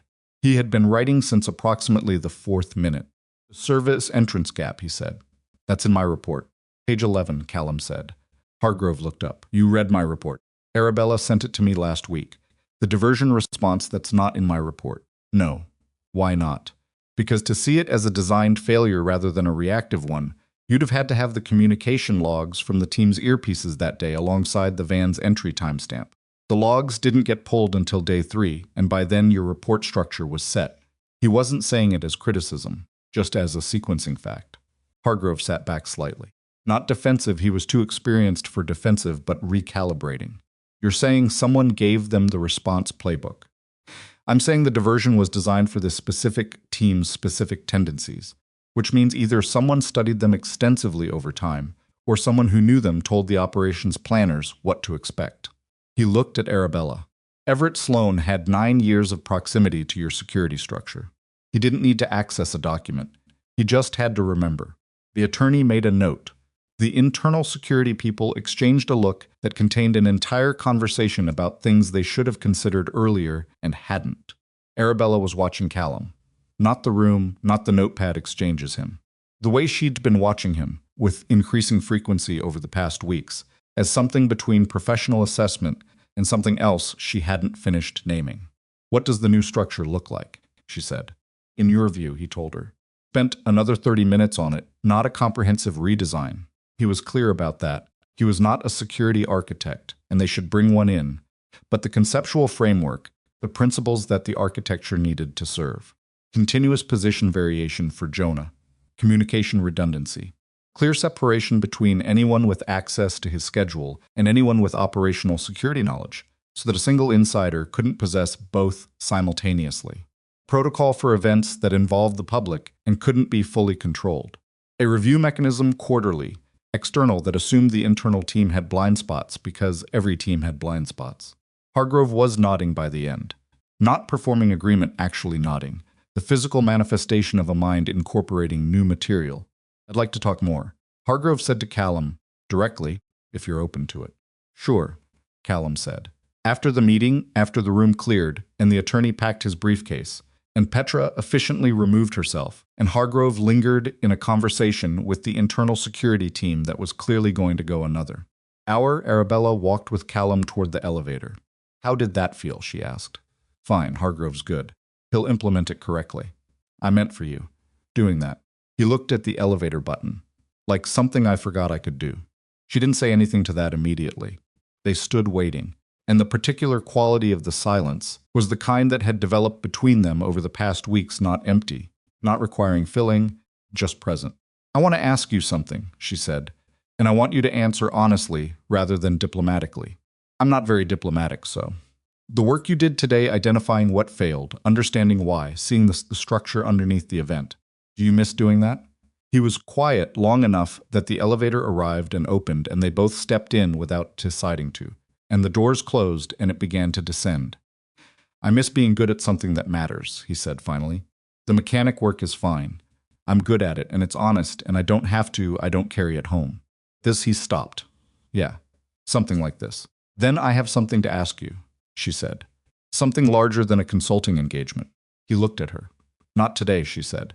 Come for dinner Friday. Bring Piper. And I'll tell you what I've been thinking about. The elevator opened at the lobby, and they stepped out. And Callum told her he'd be there, and she said 6 o'clock, and they went their separate directions. And he drove back to Redwood Falls with the windows down, despite the October cold, and spent the drive not thinking about the security assessment and thinking almost entirely about the dinner, which he would not have admitted to anyone. Piper, when told, asked if she should bring something. Like what? Callum said. I don't know. People bring things when they go to people's houses. Where did you learn that? TV. He thought about this. We'll stop and get flowers. Piper looked at him with an expression that was insufferably knowing for an 8-year-old. Flowers, she said. They're appropriate. Who are the flowers for? It's a gesture. It's what you do when... He stopped because she was still looking at him. They're for the household. Okay, Dad, she said, in a tone that communicated clearly that she did not believe this for a moment and was choosing, generously, not to press it. They brought sunflowers, because Piper chose them and he wasn't going to argue with her about flowers. Arabella's house was not what he'd imagined, which was interesting because he'd told himself he hadn't imagined it. It was large objectively. By any standard, large, but it had the quality of a place that was lived in rather than maintained, which was the distinction that mattered. There were shoes by the door that were genuinely muddy. There was a drawing on the refrigerator that he could see from the entry that was Jonah's, the crayon density, suggesting it had been made recently. Kitchen had the particular warmth of a room where actual meals had been made repeatedly rather than catered into. Jonah appeared from somewhere deeper in the house almost immediately upon their arrival, as though he'd been listening for the doorbell from a position of strategic proximity. Hey, he said to Callum. Then, with slightly more careful casualness, Hey, Piper. Hi, Piper said, and produced the sunflowers from behind her back and held them out to Arabella. These are for the household. Arabella took them with something that might have been a suppressed smile. Thank you, both of you. She looked at Callum over the sunflowers. He looked at the refrigerator drawing. They had dinner at a table that seated 8 and only 4 of them sat at it, which meant there was space and ease and room for elbows. And the food was not catered Arabella cooked, which Jonah had apparently been commissioned to announce in advance because he said it unprompted during the soup course. She actually made it, he said. I watched. It's not complicated, Arabella said. You burned the first batch of bread. The bread was complicated, she revised. Burr laughed, the genuine, unmanaged kind. And Jonah looked pleased with himself, in the way that kids look when they've made someone laugh without trying too hard at it. Callum ate the soup, which was good, and the bread, which was very good for something that had apparently required 2 attempts, and watched the kids navigate each other across the table with the particular social care of children who have decided they like each other and are being slightly formal about it because formality feels safer when it matters. After dinner, the kids disappeared in the direction of a room that Jonah had apparently pre-selected as suitable for showing Piper something his rock collection. Callum gathered from the fragment of conversation he caught, and Callum and Arabella sat at the table with the remains of the meal and coffee and the particular quiet of a house where children have just left the room. You wanted to tell me something, he said. She turned her cup in her hands. It was a habit he'd noticed. She rotated things when she was thinking. Keys, cups, anything circular, like her hands needed something to do while her mind organized itself. I've been thinking about this since Jonah got home from the park that first Saturday, she said. Since watching him talk to you on that bench, she looked at him. I've spent 10 years building a company that helps people.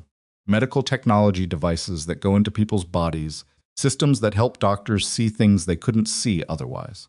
I believe in it. I'm not being false about that. I know, he said. But it operates at a distance. I make decisions that affect outcomes for people I'll never meet. The impact is real, but it's abstracted. She set the cup down. What you did at the festival wasn't abstracted. It was one person deciding that one child's life mattered enough to move toward the danger. And that she stopped. I keep coming back to that, to what the direct version of impact looks like. He waited. There's a gap that I've been watching for years in how this country handles the people who come back from service. Clinical programs, the bureaucratic transition infrastructure, it exists, but it doesn't see people. It processes them. She looked at her cup again. I want to build something that sees them. A foundation properly structured, with real resources, employment transition, skills translation, mental health support that doesn't require a person to navigate 17 agencies first. Housing stability for families. A bridge between what these people know how to do and what civilian employers need but can't recognize in a military resume. Callum was looking at the table. I have the money to build it, she said. I don't have the knowledge to make it real. I know how to structure an organization. I know how to fund it and govern it and measure outcomes. But the human architecture of it, what it needs to be in order to work for the people it's supposed to serve. She paused. I need someone who came from that world, who left it and rebuilt and knows what that actually costs and what it actually requires. The house was quiet around them. From the direction of Jonah's room, there was the distant sound of something explained with enthusiasm, Jonah's voice, carrying the specific cadence of a person presenting a collection they were proud of. You're asking me to run it, Callum said. I'm asking you to build it with me.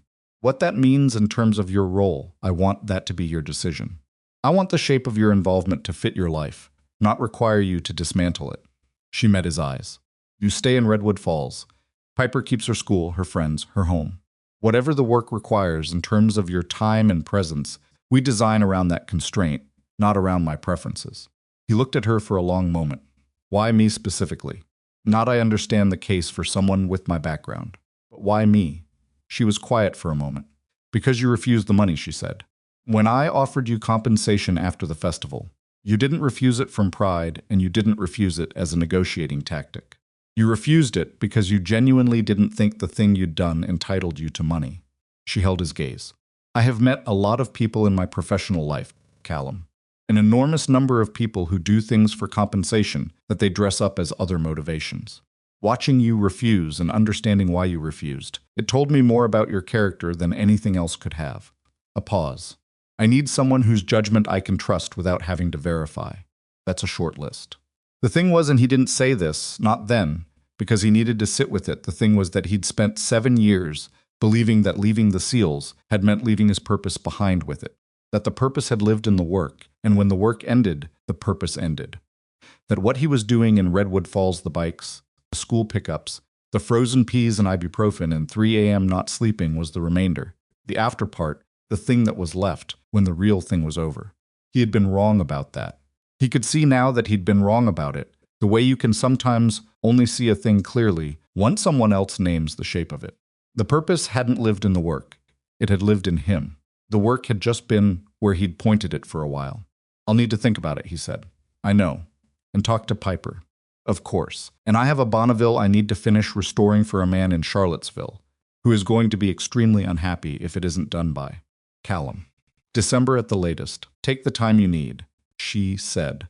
And there was warmth in it, genuine and unperformed. He looked at her, and she looked at him, and neither of them said anything for a moment. And in the quiet, he heard Piper's voice from the direction of Jonah's room, something sharp and specific about geological formations, because of course it was, and Jonah's response. And then both of them talking over each other in the animated way of children who have found someone willing to match their frequency. She's going to school him on rocks, Callum said. He has been waiting months for someone to listen to him talk about rocks, Arabella said. She's doing him a favor. He drank his coffee. She refilled both cups. Outside the kitchen window, the night had fully arrived. October dark and clear, and the yard beyond the glass was that particular deep blue of an evening with no clouds and enough residual light from the house to see the outlines of things without being able to see their details.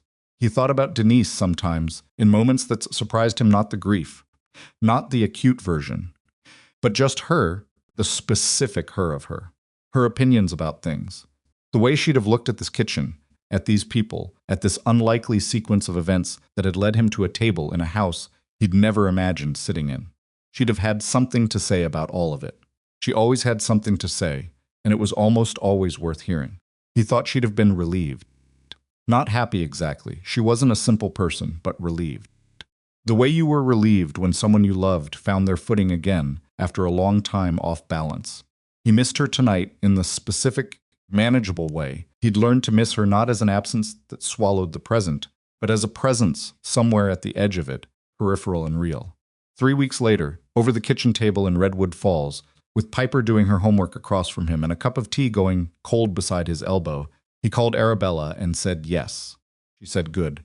And they agreed to talk about structure the following week. And then she said Jonah had found a book about the geology of the Shenandoah Valley and had apparently been saving it to give to Piper. And was that all right? He said that was more than all right. They hung up, and Piper looked up from her homework with pencil still in hand and looked at him with her mother's eyes. Was that Arabella? She said yes. And I said yes. She looked at him for a moment. Then she looked back at her homework. Good, she said. I thought you were going to take too long about it. He picked up his cold tea and decided not to dignify that with a response. The foundation was incorporated in January under the name Groundwork. Piper had suggested it, unexpectedly. When Callum had explained what they were building over dinner one night, the name arriving out of her with the casual certainty of a child who'd been paying more attention than she let on. Arabella had heard it through Callum and said it was exactly right. And it was because the word meant both the work you did before you could build and the solid base you were building toward, and those two meanings were the whole point. Callum spent the first 3 months doing exactly what he'd told Arabella he'd need to do learning. Not what he already knew, which was how veterans navigated the particular damage of reentry, because he'd lived that himself, and because he'd watched peers navigate it in worse ways than he had. What he needed to learn was the institutional landscape, what existed, what failed, what the gaps were between what people needed and what was available, why intelligent, well-funded efforts had previously missed. He drove to 4 states. He sat in rooms with people who ran similar programs, not to replicate what they were doing, but to understand where their models broke down and why. He talked to veterans in transition, not as a researcher with a clipboard, but as someone who'd been there, which opened different doors and produced different conversations than any formal interview could. He came back to Redwood Falls each week for Piper, because that was not negotiable, had never been negotiable, would never be negotiable. He made dinner on Tuesday and Thursday nights. He went to her school events. He finished the Bonneville for the man in Charlottesville, and then he took on 2 more bikes, because he wasn't trying to close the shop entirely, and also because the work was honest and grounded in a way that kept him balanced during the months when everything else was complex and uncertain and required the kind of sustained thinking that left him hollowed out by Friday evenings. Arabella funded it. More precisely, Arabella built the financial architecture of it with the focused expertise of someone who understood how to structure capital for longevity rather than impact, the distinction being that longevity meant the work continued when the founders. Enthusiasm did, and impact meant the numbers looked good for a few years until the model collapsed.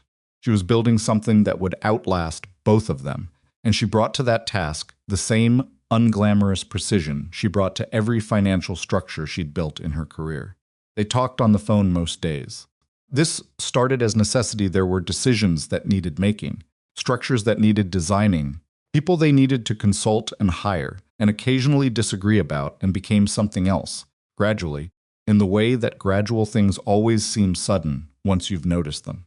They talked past the business. They talked about Piper and Jonah, about things the kids had said that week, about the specific comedy and weight of raising children who were growing into people with their own particular views on the things. They talked about Arabella's company, not the strategy, not the decisions, but the texture of it lighting something that loud, and the specific loneliness of being the person in the room whom everyone was watching. They talked about Callum's learning trips, the rooms he'd sat in, the conversations that had landed somewhere unexpected.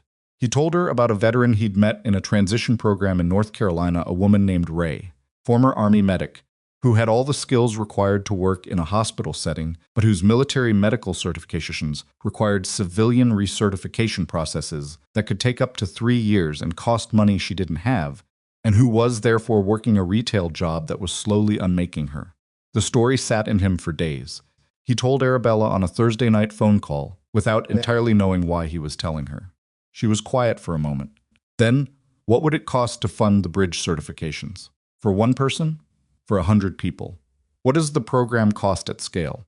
He didn't know exactly, but he had enough data to estimate, and they talked for 2 hours about the mechanics of it, and by the end of the call they had the outline of what would become Groundwork's certification bridge program, which would eventually serve more than 600 people in its first 4 years of operation, and which would directly employ Ray, who became the program's first coordinator within 18 months. But that night on the phone, it was just 2 people talking about one woman in North Carolina who deserved better than retail and figuring out if they could do something about it. This was, Callum would think later, the actual work.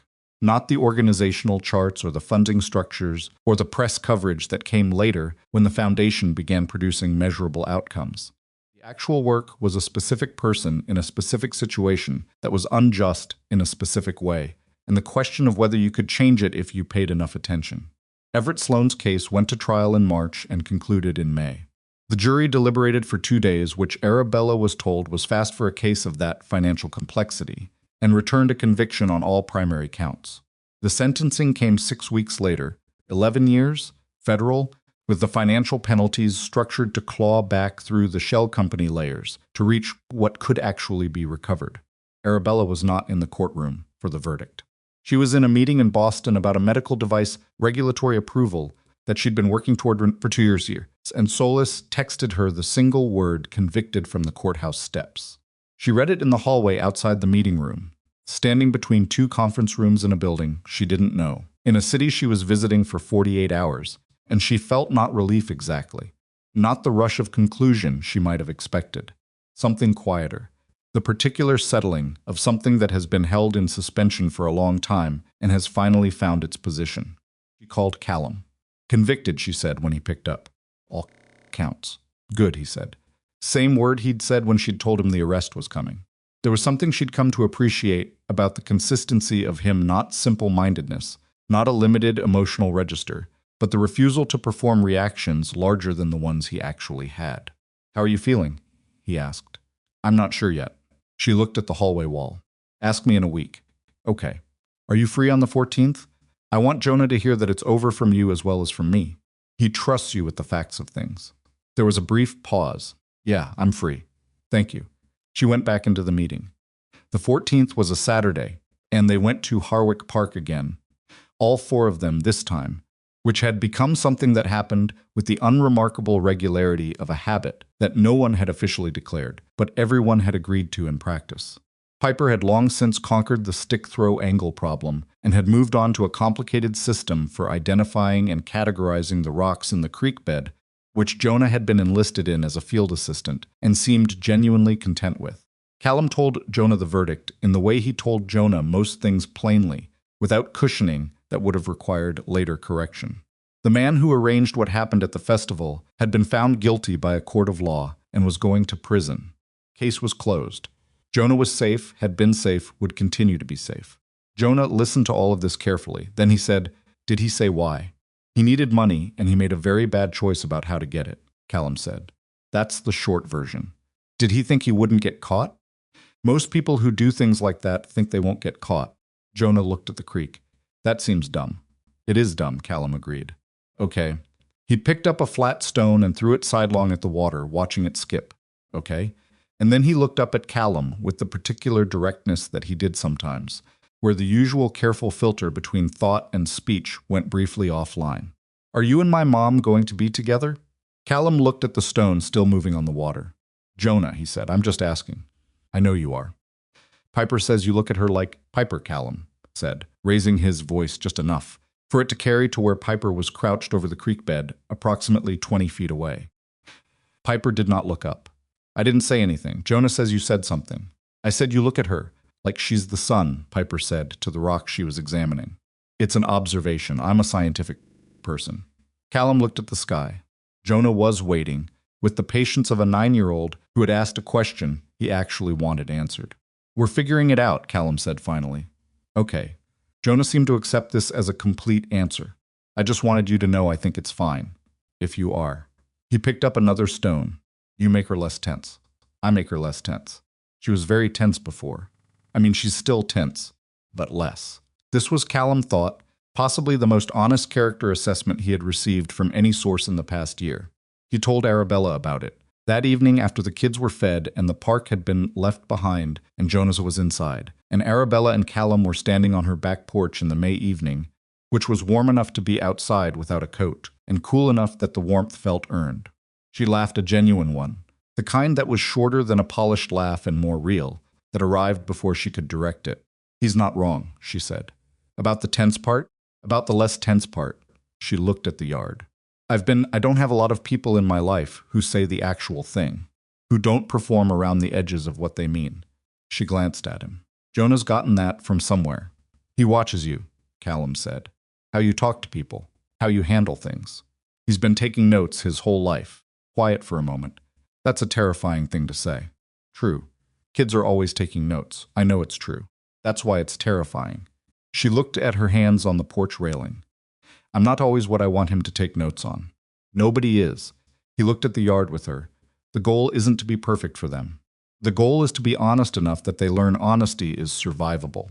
She turned to look at him. "Where did that come from?" "I read a lot when Piper was little. I didn't know what I was doing, and I read everything I could find, and then discovered that most of it was wrong in specific ways. And eventually I figured that if I told her the truth about what I knew and what I didn't, we'd get through the rest together." He looked at her. "We have, mostly." Arabella looked at him for a long moment. The light was going amber-gray the way it did in late May at this hour, and the yard was that shade of green that existed for about 3 weeks each spring before summer dried it toward a more ordinary color. "Callum," she said. "Yeah, I'm not good at this," she said. "I want to be clear about that up front. I'm very good at building things and running things and making decisions under pressure, and I am genuinely terrible at the slow version of anything." She said it with the honest precision of a person who has assessed themselves accurately through hard experience. "I get impatient with things I can't optimize. I work too much. I'm probably too direct for most people, which I've always told myself is a virtue but is sometimes just difficult." She paused. "I'm telling you this because you seem like a person who deserves to know what they're getting into." He looked at her. "I was in SEAL Team 6, he said. "I've operated in conditions you cannot imagine. I have cracked ribs and a shoulder that I'm going to be explaining to physical therapists for the rest of my life. I have not slept a full night in 6 years. I grieve someone I loved, and I'm going to keep grieving her even when I'm also moving forward." He held her gaze. "I'm telling you this because you seem like a person who deserves to know what they're getting into." There was a beat of silence. "Okay," he said. And that was how it started, not with anything more than that. Not with the kind of declaration that lives in movies and is too large for real people to actually say, But with two imperfect people in a backyard in May naming their damages honestly and deciding that was enough of a foundation to build from. It took another several months before anyone would have called what they were doing by a name. They were not built for speed, either of them. He was constitutionally cautious, and she was constitutionally skeptical, and together they were the kind of people who moved slowly and tested the ground before committing their weight. But they moved, consistently, without fanfare, in the particular way that real things develop through accumulated small decisions rather than single large ones. Groundwork had its official launch in October, 1 year and 2 weeks after the festival at the Redwood Falls waterfront. Arabella funded it, Callum directed it, and Hargrove, who had, over the months of security consulting, become something adjacent to a colleague, helped design its safety protocols for the field counselors, who worked with veterans in crisis situations. The certification bridge program was 3 months old and had already processed 41 applications.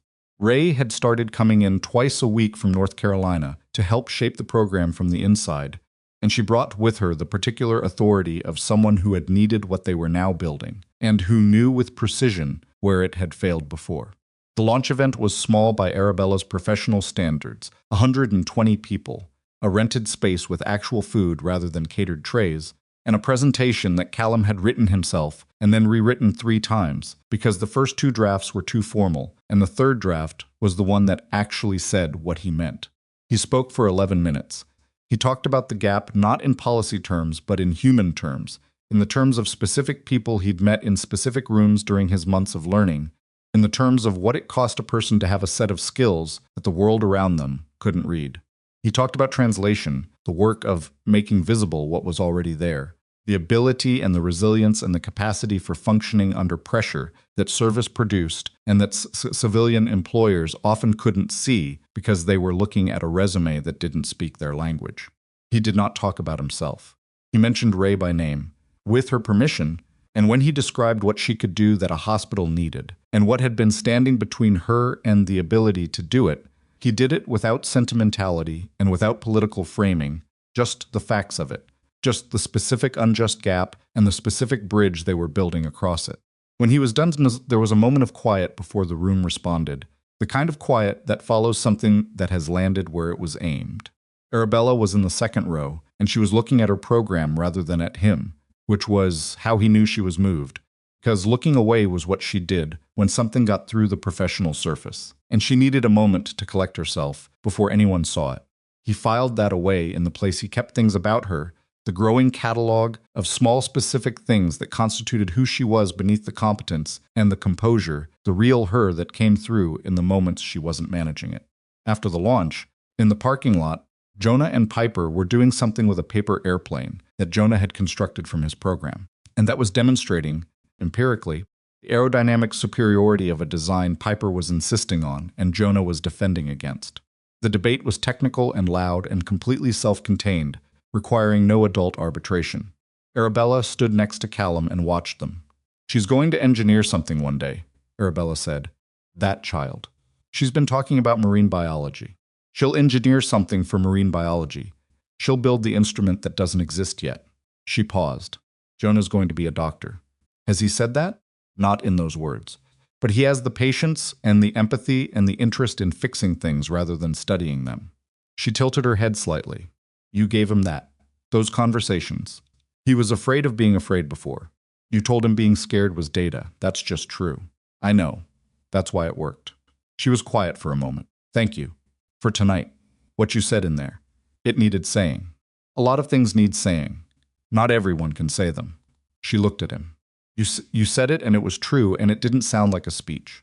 It's very hard to do." He looked at the paper airplane going down a second time. "Arabella," he said. "Yes, I'm going to need someone to look at the shop lease next month. I want to take on 2 days a week for groundwork travel, and I'm thinking about cutting back to part-time at the shop." He paused. "I'm not ready to close it entirely, but I might be ready to admit it's not the main thing anymore." She understood what he was really saying. She didn't make it bigger than it was. "I can have someone look at the lease numbers. There may be room to renegotiate rather than restructure. That would be good."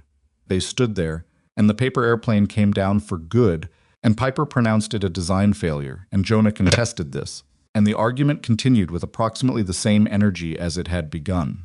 The night had come in fully around them, October dark and clear the same way it had been a year ago, and Callum thought about the waterfront, about the van and the motorcycles and the man near the stage and the seconds in which everything had changed.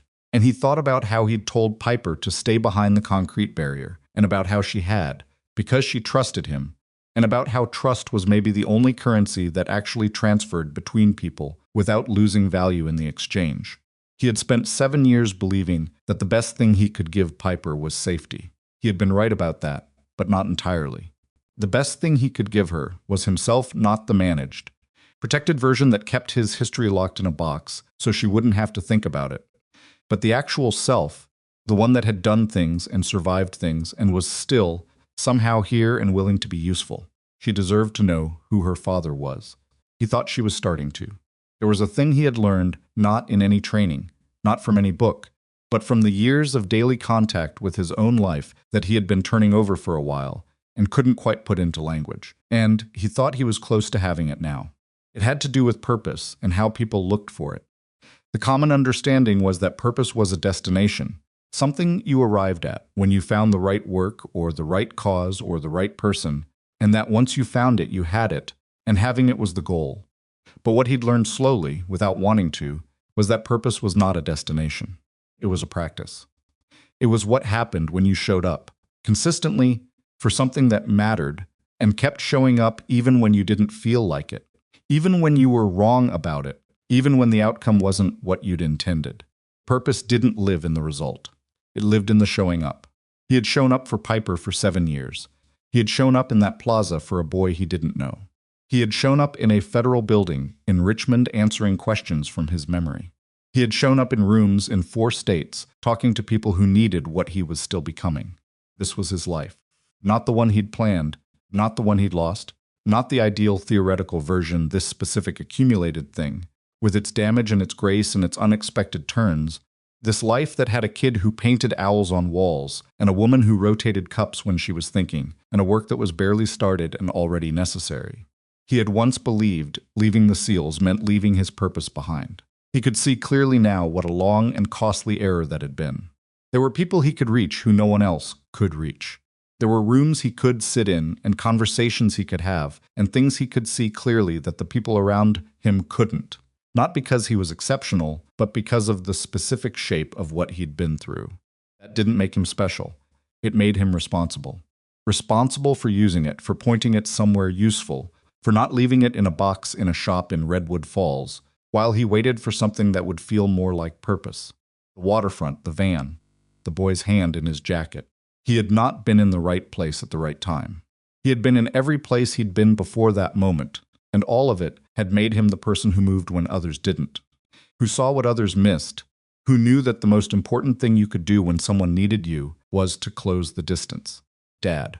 Piper was standing in front of him, paper airplane in hand, Jonah beside her with the expression of someone who has just lost a technical argument but not entirely. Yeah. Can we go get something? We're hungry. We just ate. We ate a long time ago. Arabella looked at her watch. 40 minutes ago. We're growing people, Piper said. Jonah, recognizing the argument, added, growing people need fuel. Callum looked at Arabella. She was looking back at him, and she had that expression, the private one, the one she was never going to fully control and probably knew it. It said something about him, had gotten through the professional surface again. There's a diner 2 blocks from here, she said. Jonah claims their milkshakes are definitive. They are, Jonah said. Lead the way, Callum said. Piper was already moving. Jonah fell in beside her, resuming the paper airplane conversation at roughly the volume at which it had left off. Arabella walked next to Callum, and they were not holding hands, not yet, but there was approximately 3 inches between them, and neither of them moved to increase it. 2 blocks in the October dark. The kids ahead of them talking about aerodynamics. A diner with milkshakes. Tomorrow, and the day after that, and the slow accumulation of days into something that would eventually be undeniable. He had once thought that survival was enough, that making it through, keeping Piper fed and loved and safe, keeping himself functional, keeping the grief contained enough that it didn't flood the house, that all of this was what there was, the entire remaining territory. He was still learning, at 37, that surviving was only the beginning. That what came after it, the tentative, imperfect, ordinary work of building something again, was not the consolation prize. It was the whole thing. It had always been the whole thing. He just hadn't been ready to see it until a Saturday in October, when a van accelerated through a barrier, and everything he'd spent 7 years putting away came back, not to destroy the life he'd built, but to finally, after all of it, make it whole.